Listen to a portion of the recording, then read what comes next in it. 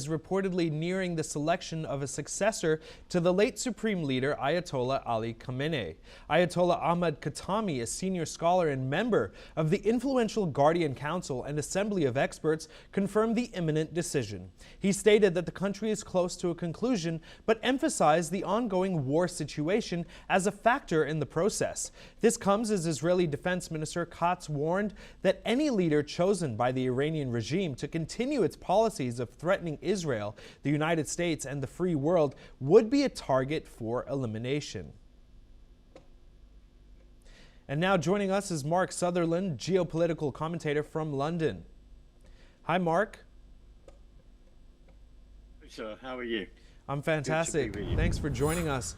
Now, sir, what do you make of the safety of any leader that's now going to be elected to be the supreme leader in Iran? Do you believe they will be safe, or do you feel that after this regime change, after this war, the entire nation will be, in fact, obliterated entirely? What are your thoughts, please? Well, the building where they choose their new supreme leader was actually bombed by Israeli forces in the last 24 hours. At the end of the day, Roshan, he carries this particular leader, if that's who they've just voted for, will carry on the same idealism. So there will be no change within the idealism and with the propaganda that they are then pumping out. At the end of the day, the idealism that they believe in is to then wipe out the state, wipe out Israel, wipe out, and beyond that, to get rid of every attack, every single Jewish person within the world, and then they will see their Mahdi and their interpretation of the end of days come about, and that is what we are then dealing with. Roshan. Please stay with us. We'll be right back with you. And now for more breaking news, Hezbollah claimed responsibility for a series of attacks on Israeli military sites, including a missile strike on a drone control base and a drone assault on the headquarters of Israel Aerospace Industries in central Israel. The attacks come as Hezbollah responds to Israeli aggression in southern Lebanon. The Lebanese group stated that its drone struck the IAI facility early today, while the missile strike targeted the drone control base in northern Israel shortly before dawn. Meanwhile, Israeli forces reportedly entered the Lebanese town of Qiyam, approximately 6 kilometers from the Lebanon-Israel border, leading to ongoing artillery shelling in the region. Separately, Israel Army has told residents south of Lebanon's Litani River to move north. And now joining us again is Mark Sutherland, geopolitical commentator, joining us from London. Mark, how do you believe that these civilians will exactly move around the region? Are there resources there that are still available for them to do so? Please. Having stood at the border there with Israel and Lebanon last November, the issue is that suddenly the Hezbollah in the last 48 hours broke their ceasefire and then started firing ballistic missiles in. The Prime Minister of Lebanon, the army, is trying to put up checkpoints to then arrest people if they are then members of Hezbollah, and do what they can to then bring that group of terrorists financed by Iran to heel. The fact that there is a warning on both sides of the border within Israel and with Lebanon to ask the civilians to move as best as they can, as best as possible. There has been under Hezbollah many there are thousands of rockets. There was always planned to be pointed at Israel. When Hamas attacked on the 7th of October, Sinwar was then hoping that everyone would pile in, and for then Hezbollah were then dealt with by the IDF. So there are warnings. The IDF, the Israelis give warnings to citizens as best as possible, whether that's through text messages, etc., and over other communication airways. They then do whatever they can to get, and that includes what's happening in Iran as well, to then warn people to get out of harm's way while they are doing pinprick strikes on what is necessary to take out the opposition militarily that is against them. Roshan, to you. Please stay with us. Next up, Iran's exiled Prince Reza Pahlavi has appealed to Iranians living abroad. He has stated that the Iranian diaspora's dedication and presence in recent weeks have played a crucial role in shifting global opinion and pushing decision makers to support the Iranian people. He has added that the days ahead would be crucial and the Iranian diaspora's role in maintaining support until the end of the Islamic Republic is essential. Let's listen in to what Pahlavi has said. هم‌میهنان عزیز خارج از کشور، تلاش و حضور پرشور شما در هفته‌های اخیر و درخشش بی‌نظیرتان در روز جهانی اقدام سهمی کلیدی در تغییر افکار عمومی جهان و تصمیمگیران برای حمایت از ملت ایران داشته است. در روزها و هفته‌های حساس پیش رو، نقش شما در تداوم این حمایت تا پایان دادن به عمر ننگین جمهوری اسلامی حیاتی است. در این مسیر من از شما می‌خواهم فعالیت‌های زیر را انجام دهید. با نمایندگان و تصمیمگیران کشورهای محل اقامت خود تماس بگیرید.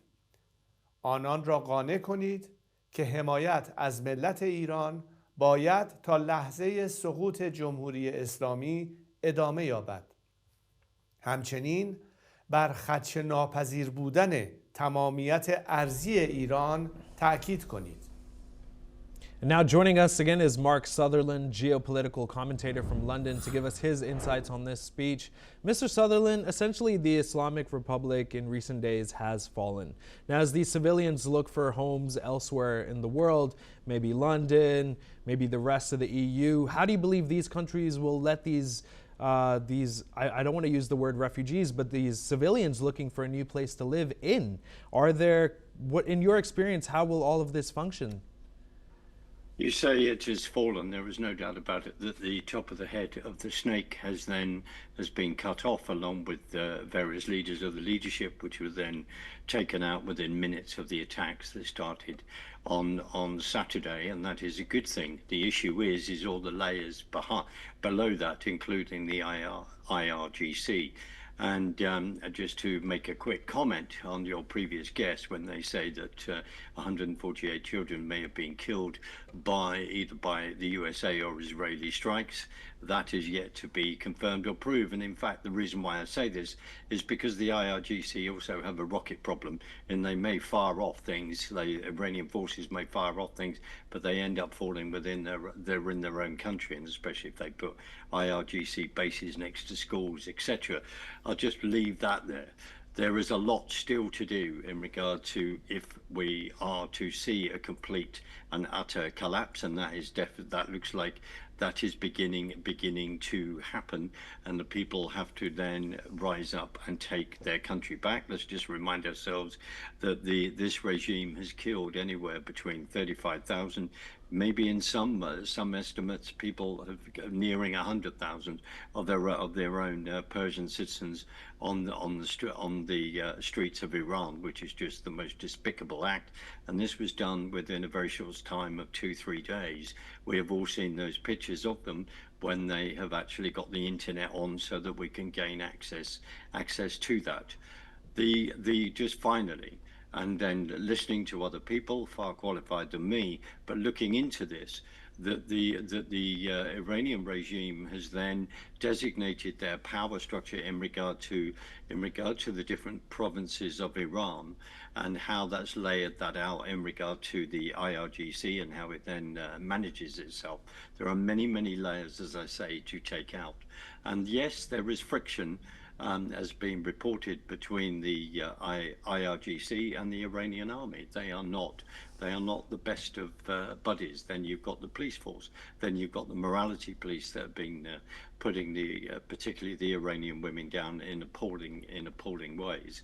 So there's still movement on this. There's still a way to go yet, but the pinpoint bombing to destroy certain facilities continues in a rather amazing and dramatic way. But then there is the discussion. Remember, within Iran, there are different different sort of tribal groups, different nationality groups of heritage, and how this is going to play out, whether people end up having their own provinces or whether you can actually see a united country, plus with other players that are waiting on the outside looking in, like Turkey or Syria. This is all to play out, Roshan, and also to keep an, as it's been reported, to keep an eye on the dear Kurds who desperately would like their own country. There are many years of history to discuss with that, going round down to about 1895. This is all at play here. The number one thing, many of us who have a heart for what the poor Persian people have been through since 1979, we wish to see this despotic regime go, and this is what we are then waiting to fully happen. And again, it's also at a very dangerous time, because as we've constantly seen in other places, it's how that vacuum is filled, and we want the vacuum to be filled with the right people. Thank you so much, Mr. Sutherland. Please stay with us.